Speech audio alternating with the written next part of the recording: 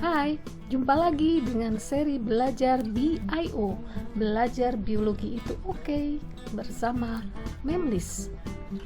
Kita sudah tiba di bab yang kelima, yaitu bab hereditas. Kali ini kita akan belajar tentang hukum Mendel. Kalian pasti memiliki kemiripan wajah dengan orang tua atau dengan saudara sendiri, bukan? Nah, begitu juga pada tumbuhan dan hewan. Ini juga terjadi karena adanya pewarisan sifat dalam makhluk hidup.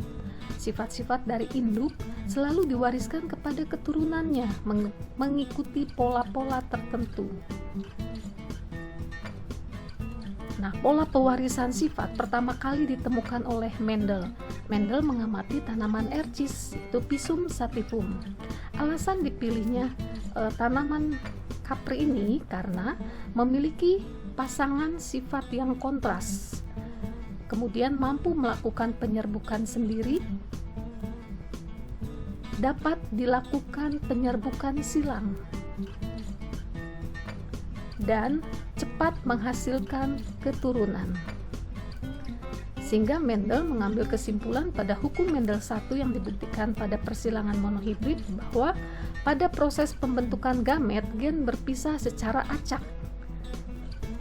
Dan hukum Mendel 2 dibuktikan pada persilangan dihibrid bahwa pada proses pembuahan gamet akan bertemu secara acak pula. Kita lihat persilangan monohibrid, yaitu persilangan dengan satu sifat beda. Parentalnya disilangkan tanaman ercis batang tinggi dengan ercis batang pendek, T besar dengan T kecil, maka akan didapat F1-nya 100% tinggi. Dan apabila F1 kita silangkan sesamanya, maka akan didapatkan F2 sebagai berikut. T besar, T kecil, dan T kecil. Jadi kalau dilihat rasio genotip dari F2-nya adalah T besar banding T besar T kecil banding T kecil adalah 1, 2, 1. Sedangkan rasio fenotip F2-nya untuk tinggi dan pendek adalah 3 banding 1. Bagaimana dengan persilangan intermediate? Ini adalah persilangan yang memunculkan sifat kedua induk secara bersamaan. Contohnya pada bunga mirabilis jalapa warna merah dengan bunga warna putih. M besar disilangkan dengan M kecil. Gametnya M besar dan M kecil. F1-nya didapat M besar M kecil yang berwarna merah muda.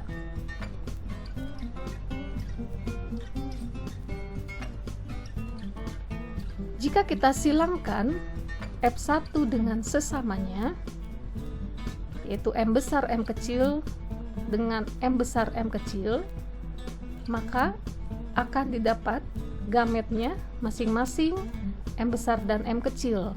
Lalu kita masukkan ke sistem papan catur, maka akan didapat M besar M kecil, dan M kecil, di mana didapat merah muda banding putih. Sehingga rasio genotip maupun rasio fenotip dari F2 hasil persilangan intermediate adalah 1 banding 2 banding 1. Begitu juga untuk warna merah banding merah muda dan putih itu adalah 1 banding 2 banding 1.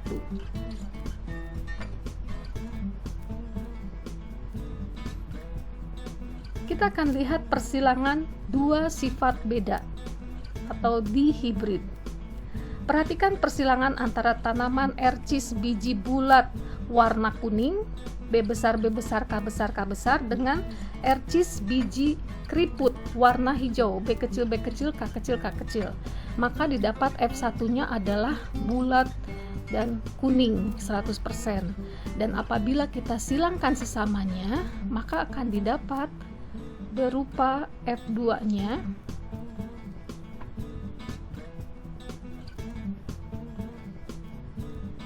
seperti ini, dan rasio fenotip dari persilangan dihibrid didapatkan. F2-nya adalah bulat kuning banding bulat hijau banding kisut kuning banding kisut hijau adalah 9:3:1. Berikutnya adalah test cross. Ini adalah perkawinan uji silang. Tujuannya mengetahui genotip heterozigot atau homozigot suatu individu.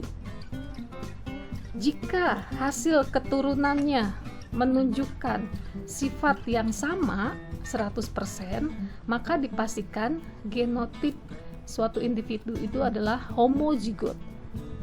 Tapi jika di hasil keturunannya menunjukkan sifat berbeda-beda, maka dipastikan genotip induknya adalah heterozigot. Contohnya di sini adalah test cross tikus jantan bulu putih disilangkan dengan betina bulu hitam yang genotipnya belum diketahui, hitam dominan dan dominan terhadap putih. Jadi alel hitam dominan terhadap alel putih. Ada dua skenarionya.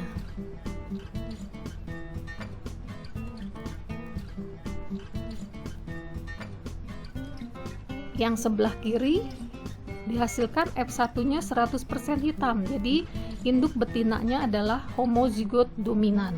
Sedangkan yang sebelah kanan, F1-nya dihasilkan 50% hitam dan 50% putih. Maka induk betinanya berbulu hitam heterozigot.